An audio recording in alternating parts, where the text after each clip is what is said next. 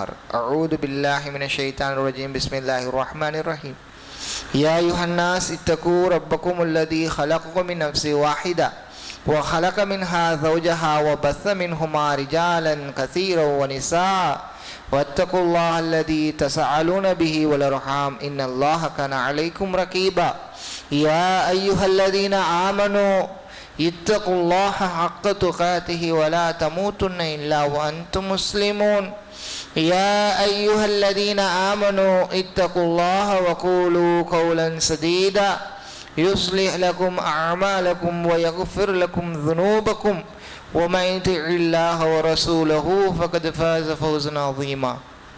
புகழ் அனைத்தும் அகிலங்களை எல்லாம் படைத்து பரிபாலித்து கொண்டிருக்கும் எல்லாமல்ல அல்லாஹ் ரப்புல் ஆலமீன் ஒருவனுக்கு உரித்தாக என்றும் அவருடைய சாந்தியும் அருளும் மற்ற பெருங்கருணையும் நம் ஈரினுமையான இறை தூதர் முஹம்மது நபி ஸல்லல்லாஹு அலைஹி வஸல்லம் அவர்கள் மீதும் அவர்களின் குடும்பத்தினர்கள் மீதும் அவளை பின்பற்றி வாழ்ந்த தோழர்கள் மீதும் தோழியர்கள் மீதும் அல்லாஹுக்கும் அவனது தூதர்களுக்கும் கட்டுப்பட்டு வாழ்ந்த அனைத்து நல்லோர்கள் மீதும் குறிப்பாக இந்த ஜும்மாவுடைய கடமையை நிறைவேற்ற இங்கு ஒன்றுக்குள்ளும் இருக்கும் நம் அனைவரும் மீதும் என்றென்றும் நிலவட்டும் என்று பிரார்த்தித்தவனாக என்னுடைய ஜும்மா உரையை ஆரம்பம் செய்கின்றேன்.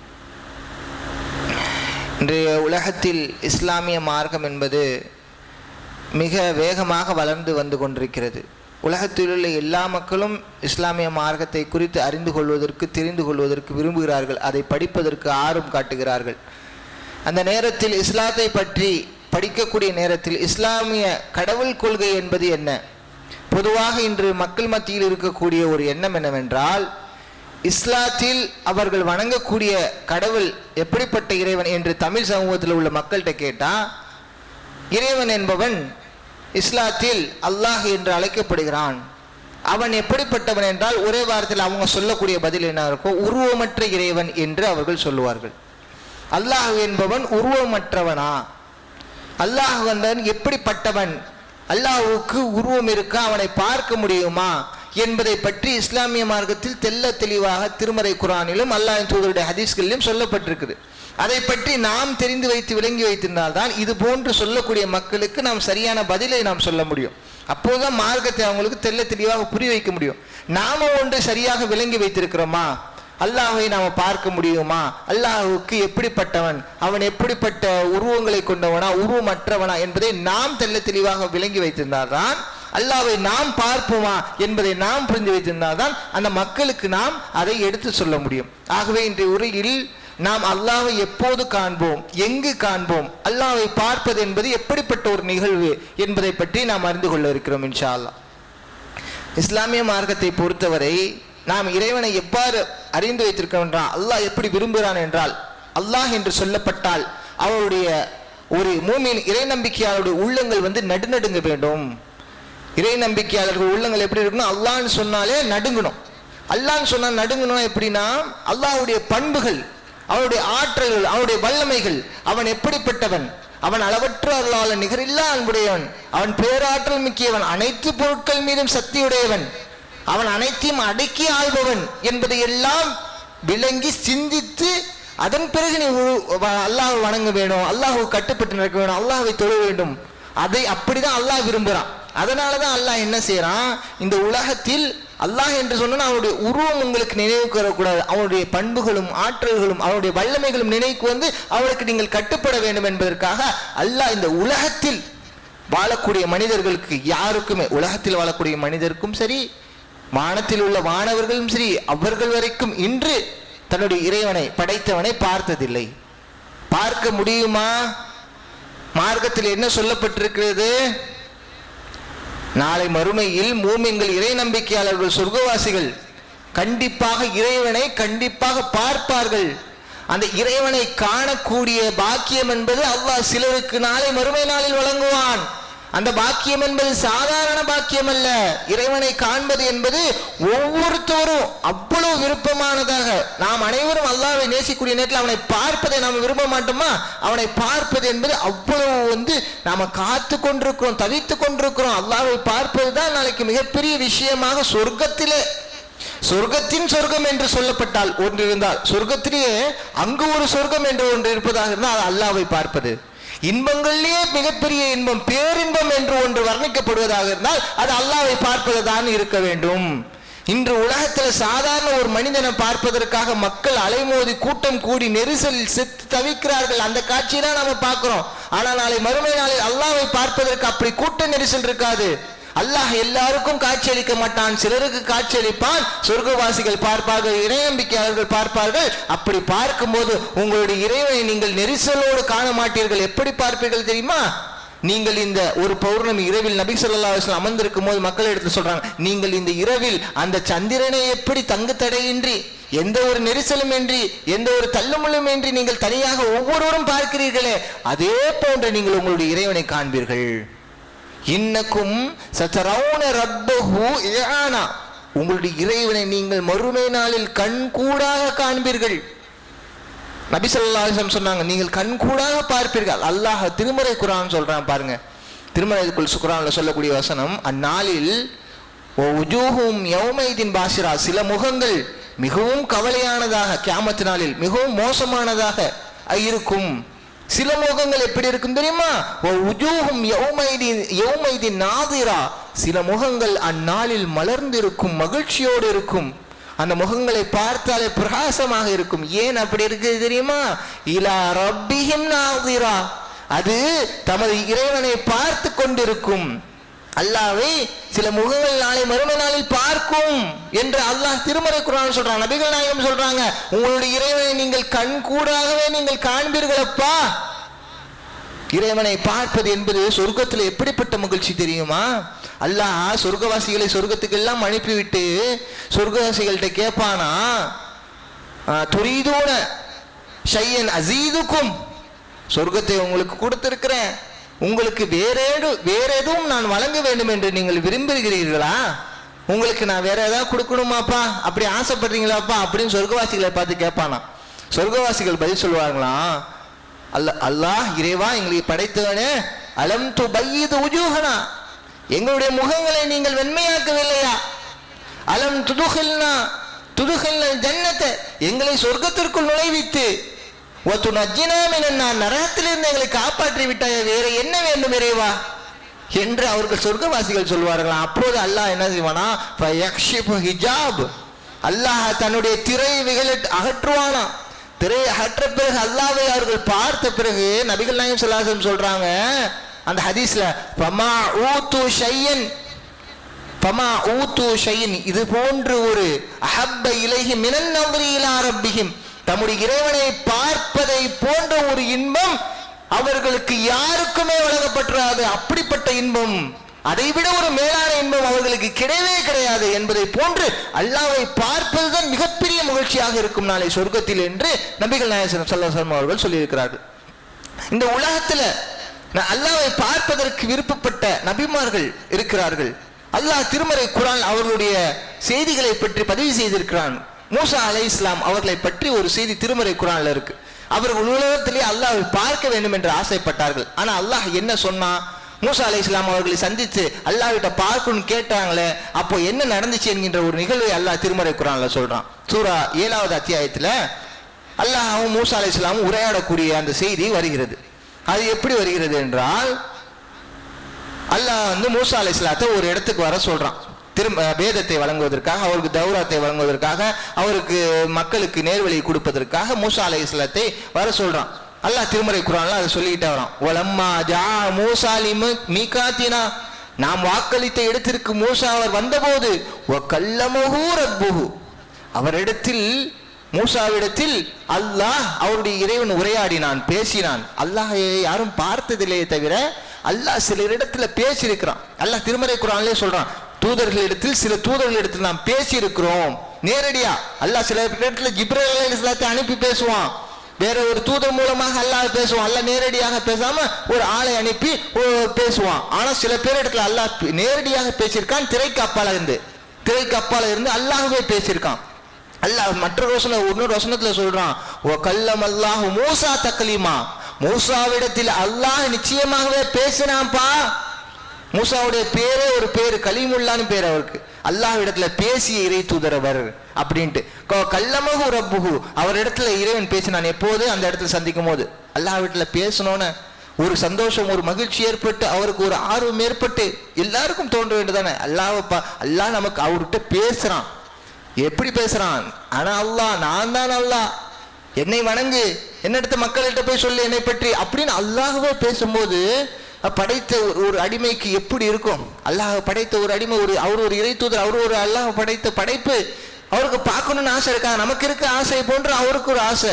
அந்த இடத்துல கேட்கிறார் அல்லாஹ் இடத்துல, ரப்பி, இறைவா, என் இறைவா, அரினி, காட்டுவாயாக, உன்னை எனக்கு காட்டுவாயாக, அங்கூர் இலைக்கு, நான் உன்னை பார்க்க வேண்டுமே, நீ பேசுற உன்னுடைய பேச்சை நான் கேட்கிறேன் இறைவா, நான் ஆனா உன்னை எனக்கு காட்ட மாட்டேங்கிறாயே, நீ எனக்கு காட்டு, நான் உன்னை பார்க்க வேண்டும் அப்படின்னு மூசா அலைஹிஸ்ஸலாம் கேட்கிறாங்க அல்லாஹ் கிட்ட. அப்ப அல்லாஹ் சொல்லக்கூடிய பதில இருந்து அல்லாஹ்வை நாம் பார்க்க முடியுமா, அல்லாஹ்வுக்கு உருவம் உள்ளதா, உருவம் இல்லை என்பதை அந்த வசனத்திலிருந்து நாம் விளங்கிக் கொள்ளலாம். அல்லாஹ் என்ன சொல்றான்? சொல்ற விஷயம் என்னன்னா, கால ரப், அல்லாஹ் சொன்னா, லன் தரானி, நீ என்னை பார்க்க முடியாது மூசா. இதை வைத்துக் கொண்டுதான் நம்ம என்ன செய்யறாங்க, சில மக்கள் அல்லாஹ்வை பார்த்தீங்களா, அல்லாஹ்வே சொல்றான் அல்லாஹ்வை பார்க்க முடியாது, அப்பனா அவனுக்கு உருவம் இல்லை, அவனை எப்படி நாம பார்ப்போம் அப்படின்னு சொல்லி இந்த இடத்தோட நிப்பாட்டி விளக்கம் கொடுத்துட்டு போயிடுறாங்க. மக்கள் இதை விளங்காம என்ன செய்யறாங்க, அல்லாஹ்னா உருவம் இல்லாதவன், அவனுக்கு அல்லாஹ் திருமறை குர்ஆன்ல ஏராளமான வசனங்கள் இருக்கு, அவனுக்கு கண்கள் உள்ளது, அவனுக்கு செவிப்புலன் காது உள்ளது, அவனுக்கு கரங்கள் உள்ளது, அவனுக்கு கால் உள்ளது, அவன் உருவம் உள்ளவன், அவனுக்கென்றே ஒரு சிறப்பான திருவுருவம் இருக்கின்றது. மக்களோடு மனிதர்களோடு ஒப்பிட்டு பார்க்க கூடாது, மனிதர்களோடு கைகள் கால்கள் போன்று அவனை நினைக்க கூடாது, அவனுக்கென்றே ஒரு சிறப்பான ஒரு உருவம் இருக்கின்றது, அந்த உருவத்தில் பார்ப்போம் என்பதை நம்ப வேண்டும் முஸ்லிம்கள் என்பதுதான் மார்க்கம் நம்ம சொல்லி தந்திருக்குது. ஆனா என்ன, சில பேர் என்ன செய்யறாங்க, அல்லாஹ்வுக்கு உருவம் இல்லை, அவனை பார்க்க முடியாது, அவன் ஒளியாலானவன், அப்படிப்பட்ட இப்படிப்பட்ட தவறான விளக்கங்களை தருகிறார்கள். இந்த இடத்துல அல்லாஹ் என்ன சொல்றான், மூசா அலைஹிஸ்ஸலாம், லன் தரானி, நீ என்னை பார்க்க முடியாது சொல்லிட்டு அல்லாஹ் விளக்கம் கொடுக்குறான் பாருங்க அழகா. லன் தரானி வலாக்கினென்லுர் இல ஜபல். மூசா அலைஹிஸ்ஸலாம் அல்லாஹ்வும் பேசக்கூடிய இடத்துல, பேசி கொண்டிருக்கக்கூடிய இடத்துல ஒரு மலை ஒன்று இருக்கிறது. அல்லாஹ் சொல்றான், நீ என்னை பார்க்க முடியாது மூசா, வலாக்கினென்லுர் இலல் ஜபல், நீ மாறாக அந்த மலையை பார், பக்கத்தில் இருக்கிற ஒரு மலை, அந்த மலையை பார் மூசா, அந்த மலையை பார். அல்லாஹ் அதுக்கு பிறகு சொல்றான், ஃபைனிஸ்தகர்ர மகானஹு ஃபஸௌஃப தரானி, அந்த மலை அதற்குரிய இடத்தில் அப்படியே இருந்துச்சுன்னா, அந்த மலையை பார்க்கறியா, உன் பக்கத்துல ஒரு மலை இருக்கா, அந்த மலையை நீ பார், அந்த மலை அப்படியே இருந்துச்சுன்னா நீ என்னை ஃபஸௌஃப தரானி, என்னை பார்க்கலாம். பார்க்க முடியாதுன்னா எல்லாம் ஏன் பார்க்கலாம்னு சொல்றான்? காரணம் என்ன, நமக்கு படைக்கப்பட்டிருக்கக்கூடிய, இப்ப கொடுக்கப்பட்டிருக்கக்கூடிய கண்கள், இப்ப கொடுக்கப்பட்டிருக்கக்கூடிய சக்தி, இந்த கண்களை வைத்து அல்லாஹ்வை பார்க்க முடியாது. அல்லாஹ் அப்படி நம்மை படைக்கல. அல்லாஹ்வை பார்ப்பதற்குரிய சக்திகளை கொண்ட, கண்களை கொண்ட, உடலை ஆற்றலை கொண்டதாக அல்லாஹ் நம்மை படைக்கவில்லை. அதை தான் அல்லாஹ் இங்க விளக்குறான். மூசாவே, நீ என்னை பார்க்க முடியாது, நீ அந்த மலையை பாரு, அந்த மலை அப்படியே இருந்துச்சுன்னா நீ என்னை பார்க்கலாம். அல்லாஹ் என்னை அவனை பார்க்க, இந்த உலகத்துல உங்களால் பார்க்க முடியாது என்பதை விளக்குவதை எப்படி விளக்குறான் பாருங்க அழகா. நீ அந்த மலை இருக்கிறான்னு பாரு, அந்த மலை இருந்த பிறகு, மலை அப்படியே இருந்துச்சுன்னா நீ என்னை பார்க்கலாம். அந்த மலை எனக்கு தாக்கு பிடிக்குதா என்னுடைய காட்சிக்கு அப்படின்னு நீ பாரு, அந்த மழையே தாக்கு பிடிக்காது. அல்லாஹ் அப்புறம் மூசாவை பார்க்க சொல்லிட்டு அல்லாஹ் என்ன செய்யறானா, மூசா, அல்லாஹ் திருமறை குர்ஆன்ல வசனம் வருகிறது, ஃபலம்மா தஜல்ல ரப்பஹு, அவரது இறைவன் அந்த அவனுடைய காட்சி, அல்லாஹ் என்ன செய்யறான், அவனுடைய காட்சி சில பகுதிகளை, சில ஒளிகளை அந்த மலையின் மீது அல்லாஹ் காட்டுகிறான். மலையை காட்டின பிறகு என்ன ஆகுது, மலை ஜஅலஹு தக்கா, அந்த மலை தூள் தூளாக ஆகிறது. மூசா என்ன ஆகிறாரு, மூசா பார்க்கல அல்லாஹ்வை, மலைக்கு பக்கத்தில் நிற்கிறார் அல்லாஹ், மலைக்கு லேசாக அல்லாஹ்வுடைய காட்சி காட்டுகிறான். காட்டும் போது ஜஅலஹு தக்கா, மலை தூள் தூளாக ஆகியது. வஹர்ர மூசா சைகா, மூசா மூர்ச்சி அடைத்து விழுந்து விட்டார் என்று அல்லாஹ் சொல்றான். இப்போ புரிகிறதா? உலகத்துல அல்லாஹ் அவனை பார்ப்பதற்கான சக்தியோட கண்களை கொண்டு நம்மை படைக்கவில்லை. மூசா அலைஹிஸ்ஸலாம் அவர்கள் அவர் பார்க்க முடியாதுன்னு அல்லாஹ் சொன்னதுக்கான காரணம் இதுதான். அல்லாஹ்வை உருவமில்லாதவன் என்ற அர்த்தம் கிடையாது. அந்த உருவத்தை, அவனுடைய ஒளியை, அவனுடைய இருக்கக்கூடிய அந்த உருவத்தை நாம் பார்க்கக்கூடிய கண்கள் நமக்கு இல்லை. அல்லாஹ் திருமறை குர்ஆன்ல தெள்ள தெளிவாக ஒரு வசனத்துல அல்லாஹ் சொல்றான், லா துத்ரிகுல் அப்சார், அவனை கண்கள் சென்று அடையாது, கண்கள் பார்ப்பதில்லை, இந்த கண்களால் அவனை பார்க்க முடியாது.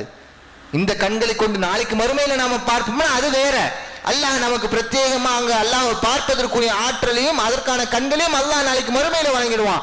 இந்த உலகத்துல லா துத்ரிகுல் அப்சார், உங்களுடைய கண்கள் அவனை பார்க்காது. வஹுவ யுத்ரிகுல் அப்சார், ஆனால் ஒன்றை புரிந்து கொள்ளுங்கள், உங்களுடைய கண்களை எல்லாம் அவன் பார்க்கிறான். அல்லாஹ் அழகா எப்படி சொல்றான் பாருங்களா, உங்களுடைய கண்கள் அவனை பார்க்காது, உங்களுடைய கண்களை எல்லாம் அவன் பார்க்கிறான். வஹுவல் லத்தீஃபுல் ஹபீர், அவன் நுட்பமானவன், அனைத்தையும் நன்கறிந்தவன் பா.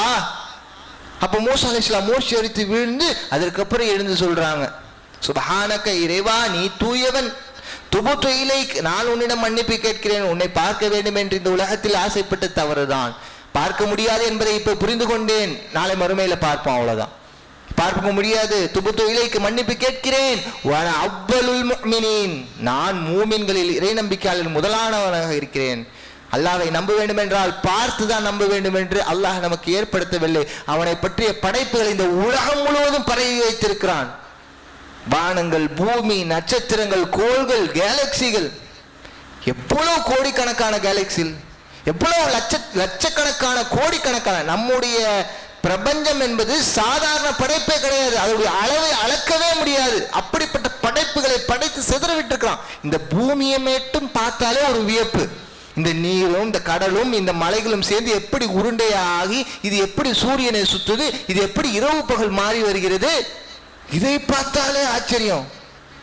படைத்த இறைவனை பார்க்க வேண்டும் இல்லை, படைப்பை பார்த்தே அவனுக்கு பயந்து நடங்கி வணங்க வேண்டும். நாம இதற்கு அப்பால உள்ள வெளியில் இருக்கக்கூடிய கிரகங்கள், சூரியன் என்பது ஒரு நட்சத்திரம், அந்த சூரியனை போன்று கிட்டத்தட்ட நம்முடைய கேலக்சில மட்டும், நம்ம பால்வெளி அண்டம் இருக்குல்ல, உலகத்துல மொத்த பிரபஞ்சத்துல இல்ல, பால்வெளி அண்டத்துல மட்டும் சூரியனை போன்று 10 கோடியிலிருந்து 40 கோடி நட்சத்திரங்கள் இருக்குதான். அதுல சூரியன் ஒரு நட்சத்திரம், அதை சுற்றி சில கோள்கள் சுற்றுகிறது. சூரியன் என்பது நம்ம பெருசு, கண்ணுக்கு முன்னாடி பெருசா தெரியுது, அதை நம்ம பார்த்தா அவ்வளவு பெருசு. ஆனா அதை விட பல மடங்கு பெரிய நட்சத்திரங்கள் எல்லாம் உலகத்துல இருக்குது, இந்த பால்வெளி அண்டத்தில் இருக்குது. இதையெல்லாம் இந்த படைப்புகளை பற்றி எல்லாம் சிந்தித்து பார்க்கும்போது இறைவன் எப்படிப்பட்டவனாக இருப்பான், இதை படைத்தவன் எப்படி இருப்பான் என்பதை யோசித்து அவனுடைய பண்புகளை பற்றி அறிந்து புரிந்துதான் அவனை வணங்க வேண்டும் என்று அல்லாஹ் நமக்கு இந்த உலகத்தில் ஏற்படுத்தி வைக்கிறான். அதனால்தான் அல்லாஹ்வை பார்க்க வேண்டும் என்கின்ற விருப்பம் என்பது மூமின்களுக்கு எப்போது வர வேண்டும் என்றால் நாளை மறுமையில. நபிகள் நாயகம் ஸல்லல்லாஹு அலைஹி வஸல்லம் அவர்கள் தெளிவா சொன்னாங்க. ஒரு முறை தஜ்ஜாலை பற்றி நபி ஸல்லல்லாஹு அலைஹி வஸல்லம் அவர்கள் எடுத்து சொல்லிட்டு இருக்காங்க மக்கள்கிட்ட. தஜ்ஜால் என்பவன் எப்படிப்பட்டவன் தெரியுமா, அவன் மக்களை எல்லாம் வழிகெடுப்பான், அவனுடைய இரு கண்களுக்கு மத்தியில் காஃபீர் என்று எழுதப்பட்டிருக்கும், இறை மறுப்பாளன், இறை நிராகரிப்பாளன் என்று எழுதப்பட்டிருக்கும். அதை அவனை வெறுக்கக்கூடிய ஒவ்வொருவரும் படிப்பார்கள், இறை நம்பிக்கையாளர்கள் ஒவ்வொருவரும் வாசிப்பார்கள். அப்படிப்பட்டவன் அந்த தஜ்ஜால் மோசமானவனாக இருப்பான் என்று சொல்லி கொண்டிருக்கும் போது நபி ஸல்லல்லாஹு அலைஹி வஸல்லம் சொல்றாங்க, தஅல்லமு, அவனை சில பேர் கடவுள் நினைச்சிருவாங்கல்ல, இவன் தான் உலகத்தை பற்றி, ஒரு நாள் மழை பெய்ய வைப்பான், ஒரு நாள் மழையை நிற்க வைப்பான், ஒருத்தனை கொண்டு உயிர் கொடுக்க வைப்பான், இவ்வளவு பெரிய பிரச்சனைகளை எல்லாம் அவன் உருவாக்குவான், குழப்பங்களை எல்லாம் மக்களுக்கு உருவாக்கி அவனே சில பேர் கடவுளை என்று நம்பி அவன் பின்னாடி போயிடுவாங்க. அதனால நபி ஸல்லல்லாஹு அலைஹி வஸல்லம் அவனை பற்றி எச்சரிக்கக்கூடிய நேரத்தில் நபி ஸல்லல்லாஹு அலைஹி வஸல்லம் சொன்னாங்க, தஅல்லமு, அறிந்து கொள்ளுங்கள், லையரா ஹத்தும் மின்கும் ரப்பஹு, உங்களில் எவரும் அவருடைய இறைவனை அவர் பார்க்கவே முடியாது. எதுவரைக்கும், எப்போது தெரியுமா, ஹத்தா யமூத், மரணிக்கிற வரைக்கும் உங்களுடைய இறைவனை நீங்கள் ஒருபோதும் பார்க்க முடியாது. மரணித்த பிறகுதான் உங்களுக்கு இறைவனை பார்க்கக்கூடிய வாய்ப்பு, சந்தர்ப்பம் இருக்கிறது. இந்த உலகத்துல பார்க்கவே முடியாது என்பதை நபி ஸல்லல்லாஹு அலைஹி வஸல்லம் அவர்கள் தெளிவாக சொல்லிட்டாங்க. எப்போது பார்ப்போம் என்பதும் அந்த வசனத்தை சொல்லிட்டாங்க. உங்களுக்கு மரணத்திற்கு பிறகு நீங்கள் இறைவனை பார்க்கலாம். அந்த இறைவனை பார்ப்பதற்காகவே நம்முடைய பணிகளை, நம்முடைய செயல்களை அவனை பார்ப்பதை லட்சியமாக கொண்டு அவனை விரும்பி அவனை நேசிக்கக்கூடிய மக்களாக இருக்கக்கூடிய நாம், படைத்தவனை நேசிக்காத யாரும் இருக்க மாட்டான். அல்லாஹ் திருமறை குர்ஆன்ல சொல்லும் போது மூமின்கள் எப்படிப்பட்டவர்களாக இருப்பார் தெரியுமா, அஷத்து, அவர்கள் அல்லாஹ்வை அதிகமாக நேசிப்பார்கள். படைத்தவனை நேசிக்காத படைப்புகள் எங்க இருக்குது? நம்மளை கொடுத்தவன் நமக்கு உயிர்களை, நம்மளுக்கு உடலை, நமக்கு உடல்ல இருக்கக்கூடிய அனைத்து உறுப்புகளையும், நமக்கு சுவாசிக்கக்கூடிய காற்றையும், குடிக்கக்கூடிய தண்ணீர் அனைத்தையும் கொடுக்குறான். அவனை தான் நேசிக்கிறோம், அவனுக்காகத்தான் நாம் தொழுகிறோம். அல்லாஹ் அக்பர் என்று தக்பீர் கட்டி அவன் முன்னாடி நிற்கிறோம். சுப்ஹான ரப்பியல் அஸீம், சுப்ஹான ரப்பியல் அலா என்று புகழ்கிறோம். அவனை பார்க்க வேண்டும் என்ற ஆசையோடு தான் ஒவ்வொரு நேரமும் தொழுகையில் வந்து நிற்கிறோம். அவனுடைய உரையாடுவது தான் தொழுகை. அவனை பார்க்க வேண்டும் என்ற சொந்த சந்தர்ப்பம் ஒன்று மறுமையில தான் கிடைக்கும். அதற்காகத்தான் நல்லமல்கள் என்பதை நாம் புரிந்து கொள்ள வேண்டும். அல்லாஹ் சொல்றான், லில்லதீன ஹஸனுல் ஹுஸ்னா வ ஸியாதா, நன்மை செய்தவர்களுக்கு நன்மையும் உண்டு. அல்லாஹ் என்ன சொல்றான்? நன்மை செய்கிறவர்கள் இருக்கிறார்கள் இந்த உலகத்துல, மூமின்களுக்கு மட்டும்தான், இறை நம்பிக்கையாளர்கள் தான் நன்மை செய்கிறார்கள், அவர்களுக்கு நன்மை உண்டு. நன்மை என்றால் எது தெரியுமா? நாளை சொர்க்கம் இருக்கிறது. அதற்கு பிறகு அல்லாஹ் சொல்றான், வ ஸியாதா, அதற்கு மேலானதும் ஒன்று இருக்கிறது. இதற்கு நபி ஸல்லல்லாஹு அலைஹி வஸல்லம் விளக்கம் கொடுக்கும்போது சொல்றாங்க, அது ஸியாதா, அல்லாஹ் அதற்கு மேலும் நன்மைக்கு மேல ஒன்று இருக்குங்கிறான்ல, அது என்ன தெரியுமா? அதுதான் உங்களுடைய இறைவனை நீங்கள் பார்ப்பது என்று நபி ஸல்லல்லாஹு அலைஹி வஸல்லம் விளக்கம் கொடுத்திருக்கார்கள் அந்த வசனத்திற்கு. ஆகவே நாம் அதிகமாக நன்மை செய்வதற்கு ஆர்வத்தை தூண்டுவதற்கு நாம் இறைவனை பார்க்க வேண்டும் என்கின்ற எண்ணத்தை உள்ளத்தில் அதிகமாக நாம் நினைத்து கொண்டு அதை பசுமைப்படுத்தி கொண்டால் நாம் நன்மைகளை லேசாக அல்லாஹ்வை பார்ப்பதற்காகவே அந்த காரியத்தில் நாம் ஈடுபடுவோம். இன்னும் நாம் வேகமாக அதிகமாக அந்த காரியங்கள் நாம் செய்வோம். அத்தகைய நன்மக்களாக அல்லாஹ் ரப்பல் ஆலமீன் உங்களையும் என்னையும் ஆக்கி அருள் புரிய வேண்டும் என்று கூறி முதல் உரையை நிறைவு செய்கிறேன்.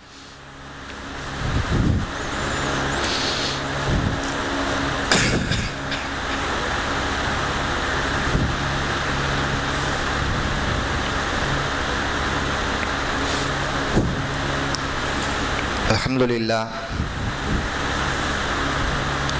அல்லாஹு ரப்பல் ஆலமீன் திருமறை குர்ஆனில்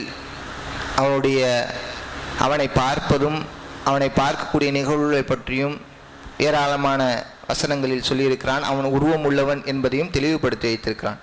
இதை நாம் விளங்கி கொண்டிருக்கூடிய நேரத்தில் இறைவன் முன்பாக நிற்கும் நாள் கியாமத்து நாள். கியாமத்து நாள் என்றாலே என்ன அர்த்தம் என்றால், கியாம் என்றால் நிற்கிறது. அந்த கியாமத்து நாள் என்பது இறைவன் முன்பாக நிற்கும் நாள். அந்த நாளில் இறைவனை நாம் பார்ப்போம். அப்படி உங்களில் இறைவனை பார்க்க வேண்டும் என்று விருப்பப்படுகிறார்கள். அல்லாஹ் சொல்றான் திருமறை குர்ஆன், ஃபமன் கான யர்ஜூ லிகா ரப்பி, உங்களில் இறைவனை பார்க்க வேண்டும் என்று விரும்பக்கூடியவர்கள் என்ன செய்ய வேண்டும் தெரியுமா? ஃபல்யஅமல் அமலன் சாலிஹா, அவர்கள் நல்ல அமல்களையே செய்ய வேண்டும். வலா துஷ்ரிகி பிஹி இபாதத்திஹி ரப்பி அஹதா, உங்களுடைய இறைவனுடைய வணக்கங்களில் வணக்க வழிபாடுகளில் நீங்கள் இறைவனுக்கு செய்யக்கூடிய வணக்கங்களில் அவனுக்கு நிகராக நீங்கள் யாரையும் ஆக்கிவிடக்கூடாது, ஷிர்க் வைத்து விடக்கூடாது. அடுத்து என்ன செய்யணும்? நீங்கள் நன்மைகளை அதிகமாக செய்ய வேண்டும்.